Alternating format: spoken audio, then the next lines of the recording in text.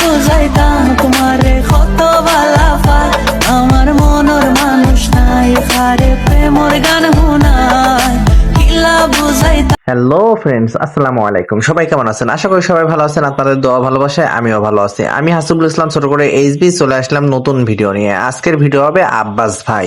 আজকে আব্বাস হোটেলে যাব সুইজারল্যান্ডে খাসি মাংস খাইতে। তো আব্বাস হোটেলে যাওয়ার জন্য রওনা হয়ে পড়ছিলাম আমি এবং আমার বন্ধু। তো সকাল সকাল বের হয়ে পড়ছিলাম, যেহেতু অনেক দূরের পথ, এই জন্য ভাবলাম যে সকাল সকাল বেরোনোই বেটার হবে। এই জন্য সকাল সকাল ঘুম থেকে উঠে ফ্রেশ হয়ে বের হয়ে পড়লাম। এখন বন্ধু বলল যে হলো ওইটি শর্টকাট রাস্তা চেনে আব্বাস হোটেলের। এখন আমি বললাম যে যেহেতু তুই শর্টকাটের রাস্তা চিনিস তাহলে চল তোর রাস্তাতেই যাই। তো ভাই মেন রাস্তাতে গেলে যেহেতু একটু দেরি হবে, এই জন্য ওই শর্টকাট রাস্তাতে নিয়ে যাচ্ছিল আব্বাস হোটেলে। এখন শর্টকাট রাস্তা যে এত শর্টকাট হবে সেটা বুঝতেই পারিনি, যে 1 ঘন্টার রাস্তা ওইটি নিয়ে চলে আসলো আমার 5 ঘন্টায়।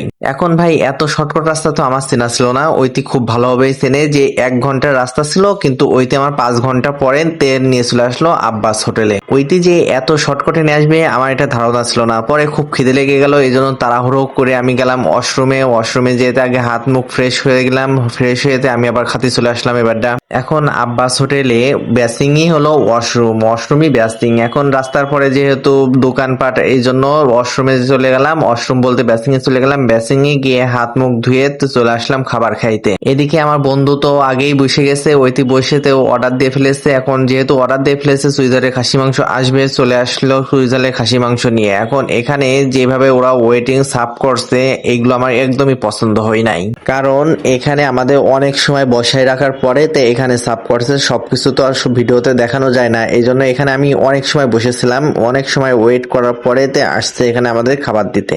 যেই সময়টা ধরে যে আমার ওয়েট করাইছে ওই সময়টাই যদি আমি হলো কোনো কাজ করতাম তাহলে আজকে আমি আমেরিকার প্রেসিডেন্ট হয়ে যেতাম। যাই হোক, ওয়েট করার পরে আবার যখন খাতে দিল ওই সময় চুই ঝাল এবং খাসি মাংস চলে আসলো। সুইজারল্যান্ডে খাসি মাংস খাওয়ার পরে টেস্ট করার পরে যেটা বুঝলাম যে এখানে কেন এত বিখ্যাত হলো সেটা আমি জানি না, কিন্তু এর থেকে ভালো আমার আম্মু খালাম্মু এবং আমার ভাবি রান্না করতে জানে। সুইজারল্যান্ডে খাসি মাংসটা এতটাও ভালো ছিল না আব্বাস হোটেলের। যতটা নাম শুনেছি, প্রশংসা শুনেছি, এতটাও ভালো ছিল না এই হোটেলের খাবারগুলা। এই হোটেলের খাবারের থেকে ভালো ছিল আমি বাসায় বসে আমার আম্মুর হাতের খাবার খেতাম, কারণ এর থেকে ভালো আমার আম্মু অনেক সুন্দর রান্না করে। এই যে রসুন দিয়েছে আনলিমিটেড রসুন এবং আনলিমিটেড চুই ঝালের খাসি মাংস দিবে না, শুধু চুই ঝাল এবং রসুন আনলিমিটেড। 1 পিস মাংস এবং রসুন সাথে আনলিমিটেড চুই ঝাল সাথে পানি ছিল, সব মিলায়ে আমাদের বিল হয়ে গেছিল 650 টাকা। এখন এই 650 টাকা দিয়ে যদি আমি বাসায় 1 কেজি মাংস কিনে নিয়ে যেতাম এবং চুই ঝাল দিয়ে রান্না করতাম আমার আম্মু, তাহলে আমি পেট ভরে খেতে পারতাম এবং আমার ফ্যামিলিকেও পেট ভরে খাওয়াতে পারতাম।